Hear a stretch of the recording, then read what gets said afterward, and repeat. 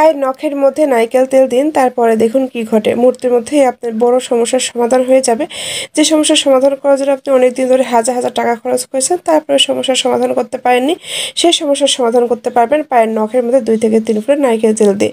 আমাদের সবারই মাঝে মাঝে এই সমস্যা হতে পারে, নখের কোনায় ব্যথা হয়, নখখুনের সমস্যা হয়, অনেক কিছু ট্রাই করার পরে সেটা দূর করতে পারেন না। কিছুটা রসুন থেতো করে তার মধ্যে একটু নারকেল তেল দিয়ে কুসুম কুসুম গরম করে নিন, তারপরে তেলটা নখের কোণায় লাগিয়ে রাখবেন। যতদিনের পুরনো কুনি ওঠার সমস্যা হোক না কেন, চিরতরে দূর হয়ে যাবে, 100% কার্যকর। সজনে ডাঁটা খেয়ে এটার খোসা ফেলে দিচ্ছেন না তো, এই কাজ ভুলেও করবেন না। এটা দিয়ে আপনি সব থেকে মূল্যবান কাজ করতে পারবেন। আজকের পর থেকে আপনারা সবাই সজনে ডাঁটা খাওয়ার পরে এর খোসা সংরক্ষণ করতে বাধ্য হবেন। তারপরে একটা বালতিতে আপনি আবারও কুসুম কুসুম গরম পানি নিয়ে নেবেন। এখন এই পানির মধ্যে আমি যেটা দিয়ে দিচ্ছি সেটা হচ্ছে চা পাতি। তারপরে যে সজনে খোসাগুলো আমি সুন্দর করে ধুয়ে রেখে দিয়েছিলাম, এখন এই সজনে খোসাটা আমি এই পানির মধ্যে দিয়ে দিচ্ছি। আর এর মধ্যে দিয়ে দেবেন হালকা একটু চিনি। তারপরে সুন্দরকে পানির মধ্যে মিশিয়ে এটা আপনাকে অল্প একটু সময় ভিজিয়ে রাখতে হবে। আমাদের সবারই কিন্তু এই সমস্যা হয়ে থাকে, পা ফাটার সমস্যা, পা জ্বালার সমস্যা, পা ঘামার সমস্যা, এমনকি ছোট থেকে বড় সবাই দীর্ঘ সময় জুতা পরে থাকার জন্য পায়ে থেকে একটা দুর্গন্ধ সৃষ্টি হয়, এমনকি পায়ের চামড়া ওঠে, গরম শীত সব সময় পা ফাটে। তারা একবার এই কাজটা করবেন, সারা বছরও আপনার পা ফাটবে না, পা ঘামবে না, পা থেকে কোনো গন্ধ ছড়াবে না, এমনকি পায়ে যাদের জ্বালা করে চামড়া ওঠে সেই সমস্যাও চিরতরে দূর হয়ে যাবে। আঙুলের সাহায্যে সকাল বিকাল এটা করুন, আপনার যতদিনের পুরনো ডায়াবেটিস, হাই প্রেশার হোক না কেন সবকিছু নিয়ন্ত্রণ চলে আসবে। দেখতে পাচ্ছেন আমার হাতের দিকে লক্ষ্য করুন, বৃদ্ধাঙ্গুল আর এই কেনে আঙ্গুল। বৃদ্ধাঙ্গুলটা দিয়ে কেনে আঙ্গুলের ঠিক গোড়ার যে অংশটা আছে, ঠিক এইখানে আপনি গুনে 10 বার করে এই ব্যায়ামটা করবেন। যখনই 10 থেকে 11 বার হয়ে যাবে তখনই আর একটা আঙ্গুলতে আপনি চেপে ধরবেন। এইভাবে আপনি কয়েকবার সকাল বিকাল করুন, দেখবেন আপনি যতদিনের পুরনো ডায়াবেটিস, ব্লাড প্রেশার থাকুক না কেন সবকিছু নিয়ন্ত্রণ হয়ে যাবে। এতে যদি নিয়ন্ত্রণ না হয় তাহলে ডাক্তারের কাছে যাবেন, আশা করি টিপসটা কাজে লাগবে। যারা একদিন হলেও স্বর্ণ পড়েছেন তারা এটা একবার হলেও দেখুন। আপনি যে কোনো স্বর্ণের চেন পড়ার আগে এটার মধ্যে 1 চিমটি মতো চিনি দিয়ে দিন, তারপরে দেখুন কি ঘটে। সব থেকে বড় সমস্যার সমাধান হয়ে যাবে। দেখতেই পাচ্ছেন আমি একটা চেন নিয়ে নিয়েছি, এটার মধ্যে আমি 1 চিমটি মতো চিনি দিয়ে দিয়েছি, খুবই অল্প পরিমাণ। আপনি স্বর্ণের পরিমাণ বেশি হলে আপনি চিনির পরিমাণটা একটু বাড়িয়ে দেবেন। আমি এখানে আধা চামচেরও কম চিনি ব্যবহার করেছি। চিনিটা দেওয়ার পরে এখানে যেটা দিতে হবে সেটা হচ্ছে হলুদের গুঁড়া। আপনি রান্না করে যে হলুদের গুঁড়াটা সবসময় ব্যবহার করে থাকেন সেটা এখানে ব্যবহার করবেন। হলুদের গুঁড়াটা চিনির পরিমাণে দিতে হবে, তবে সুন্দর করে মিশিয়ে নিতে হবে। মাঝে মাঝে দেখা যায় চেন পরার পরে চেনটা কালো হয়ে যায়, কালচে হয়ে যায়, আপনাকে কিছুই করতে হবে না, স্বর্ণকারের কাছে গিয়ে টাকা পয়সা খরচ করে পরিষ্কার করতে হবে না। শুধুমাত্র চিনি আর হলুদ দিয়ে 1 মিনিটের মধ্যে ঘষে নেবেন, পুরোপুরি ঝকঝকে চকচকে হয়ে যাবে। আশা করি টিপসটা সবার অনেক বেশি উপকার আসবে। হাতের নিচে 1 টুকরো তরমুজের খোসা রাখুন, তারপরে দেখুন কি ঘটে। মুহূর্তের মধ্যেই আপনি অবাক হয়ে যাবেন। তরমুজের খোসাটা আমি খুব সুন্দর করে ছোট করে নিয়েছি। এখন যেটা করতে হবে, একটা কাঁটি চামচ দিয়ে এটা থেতো করে নিতে হবে। দিয়ে দেবো হচ্ছে 1 চিমটির মতো লবণ। এখানে 1 চিমটির মতো লবণ দিতে হবে। এখানে লবঙ্গ পাউডার আর দারুচিনি পাউডার একসঙ্গে করে আমি 1 চিমটি একটু বেশি পরিমাণ দিয়ে দিয়েছি। তারপরে খুব সুন্দর করে তরমুজের খোসার উপর মিশিয়ে নিচ্ছি। এখানে আমি 1 চিমটির মতো হলুদের গুঁড়া দিয়ে দিয়েছি। তারপরে এটা আমি তরমুজের খোসার সঙ্গে খুব সুন্দর করে মিশিয়ে নিচ্ছি। 1 চিমটির থেকেও কম পরিমাণ বেকিং সোডা দিতে হবে। এটা আপনাকে দাঁতের নিচে রাখতে হবে। বিভিন্ন কারণে দাঁতে কালো পাথর পড়ে যায়, কালো পাথর, লাল পাথর, হলুদ পাথর, বিভিন্ন রকম পাথর পড়ে যায়। হাজার ব্রাশ করলে, দামি দামি মাউথওয়াশ ব্যবহার করলেও কিন্তু এটা দূর হতে চায় না। এতে করে কিন্তু আপনার দাঁতের গোড়ায় ব্যথা হয় এবং দাঁতে অনেক রকম সমস্যা হয়ে যায়। আপনাকে কিছুই করতে হবে না, এরকম তরমুজের খোসার সঙ্গে সবগুলো উপকরণ মিশিয়ে দাঁতের এই কালো পাথরের জায়গায় একটা করে ঘষা দিয়ে দিবেন। সঙ্গে সঙ্গে আপনি দেখবেন আপনার দাঁতের যতদিনের পুরনো কালো পাথর হোক না কেন সঙ্গে সঙ্গে সাদা হয়ে যাচ্ছে। ফুটন্ত গরম পানিতে আম দিয়ে এভাবে রেখে দিন, সারা বছর আম ভালো থাকবে। আপনি চাইলে ডিপ ফ্রিজও রাখতে পারবেন, আবার চাইলে ফ্রিজ ছাড়া সারা বছর আমগুলো ভালো রাখতে পারবেন। প্রথমে কিছুটা আটিযুক্ত কাঁচা আম নিতে হবে, সেগুলো আপনার ইচ্ছা মতো কেটে নেবেন। তারপরে একটা বোলে পানি নিয়ে সেটার মধ্যে একটু চিনি আর একটু লবণ দিয়ে চুলায় বসিয়ে দিবেন। সেটা যখন বলক এসে যাবে তখন এই কেটে রাখা আমগুলা দিয়ে দিবেন। 1 থেকে 1.5 মিনিটের মতো এটা জাল করে নিতে হবে। যখন এটা কালারটা চেঞ্জ হয়ে যাবে তখনই বুঝে নিতে হবে এটা হয়ে গিয়েছে। তারপরে চুলা থেকে নামিয়ে এটা ঠান্ডা করে আপনি চাইলে রোদ্রে দিয়ে শুকিয়ে নিতে পারবেন। আর যাদের বাসায় রৌদ্র নাই, চুলার নিচে দিয়ে রাখলে 2 থেকে 3 দিনই শুকিয়ে যাবে। এভাবে আপনি ফ্রিজ ছাড়াই পুরো বছরের জন্য কাঁচা আম সংরক্ষণ করতে পারবেন। আবার চাইলে এরকম কিউব করে কেটে রাখা আমগুলো সরাসরি বক্স ভরে ডিপ ফ্রিজে রাখতে পারবেন। 6 বছর পরে বের করলেও আমগুলো একদম ফ্রেশ টাটকা থাকবে। এমনকি সারা বছরও আপনাকে আম কিনে খেতে হবে না।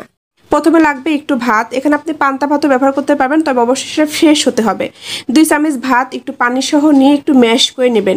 ম্যাশ করে নেওয়ার পর ওটার মধ্যে নেবেন 1 চিমটির মতো হলুদের গুঁড়ো, 1 চিমটির মতো চিনি, তারপরে দিবেন 1 চামচের মতো গ্লিসারিন পানি মিশিয়ে, তারপরে দিতে হবে 1 চামচের মতো গোলাপ জল।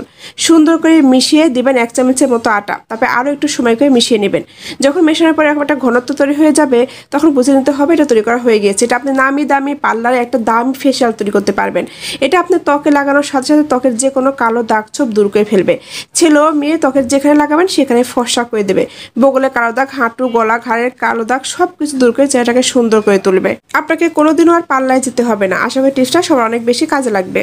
গলা চেন পাওয়ার আগে এটার মধ্যে হলুদ দিন, তারপরে দেখুন কি ঘটে, আপনি মুহূর্তের মধ্যে অবাক হয়ে যাবেন, দেখা মাত্র ট্রাই করতে বাধ্য হবেন। দেখতেই পাচ্ছেন আমি একটা চেন নিয়ে নিয়েছি, তার মধ্যে দিয়েছি একটু হলুদের গুঁড়া, তারপর একটু সময় মিশিয়ে নিয়েছি। অনেক সময় দেখা যায় বাজার থেকে চেন কিনে আসার পর কিছুদিন ব্যবহার করার পর কালো হয়ে যায়, কালচে হয়ে যায়। একটু হলুদের গুঁড়া দিয়ে মিশিয়ে ধুয়ে নেবেন, দেখবেন একদম চকচকে ঝকঝকে হয়ে যাবে। রাতে ঘুমানোর আগে নাভির মধ্যে 2 থেকে 3 ফোঁটা নারকেল তেল দিন, তারপরে দেখুন কি ঘটে। এখন এই তেলটা আমি নাভির আশেপাশে দিয়ে পুরো আঙ্গুলের সাহায্যে ছড়িয়ে দিচ্ছি। ব্যাস, আর কিছুই করতে হবে না। এখন আপনার পরিবর্তনগুলো আপনি দেখবেন আর একটু একটু করে অবাক হবেন। আমাদের একটা স্টিলের বাটি নিয়ে নিতে হবে, এটা দিয়ে নাভির আশেপাশে আলতো আলতো করে ম্যাসেজ করতে হবে। যে কোনো কারণবশত বদহজম হয়, পেটের মধ্যে অনেক শব্দ করে, এমনকি আমাশয়ের সমস্যা হয়, পেটে ব্যথা করে, যখন আপনি এরকম কোনো সমস্যা হয়, আপনি বারবার বাথরুমে যাচ্ছেন কিন্তু কোনোভাবে ক্লিয়ার হতে চাচ্ছে না, আপনাকে কিছুই করতে হবে না। একটু নারকেল তেল দিয়ে আপনি এরকম স্টিলের বাটি দিয়ে কিছু সময় আলতো আলতো করে ম্যাসেজ করে নেবেন, আপনার পেটের যাবতীয় সমস্যা দূর হয়ে যাবে। এমনকি বাচ্চা থেকে বড় সবাই যদি গ্যাসের সমস্যা থাকে, পেট ফেপে যায়, এমনকি পেটের মধ্যে অন্য কোনো প্রবলেম থাকে, সব সমস্যা চিরতরে দূর হয়ে যাবে। এমনকি যাদের রাত্রে ঘুম হতে চায় না, অনেক সময় ধরে এপাশ ওপাশ হন তারপরেও ঘুমাতে পারেন না, তারা এরকম করলে 1 মিনিটের মধ্যে আপনি ঘুমিয়ে পড়বেন। যাদের বাসায় ফ্রিজ আছে তারা অবশ্যই এটা দেখুন, শিখে রাখুন, কাজে লাগবে। আপনার বিদ্যুৎ বিল অর্ধেক কমে যাবে। আমার বিশ্বাস সবারই অনেক বেশি উপকার আসবে, দেখা মাত্রই ট্রাই করতে বাধ্য হবেন। আমাদের সবার বাসায় তো ফ্রিজ আছে, কিন্তু ফ্রিজে কি রাখতে হবে, কিভাবে রাখতে হবে আমরা না জানাতে ফ্রিজ নষ্ট হয়ে যেতে পারে, এমনকি বিদ্যুৎ বিলও অনেক বেড়ে যেতে পারে।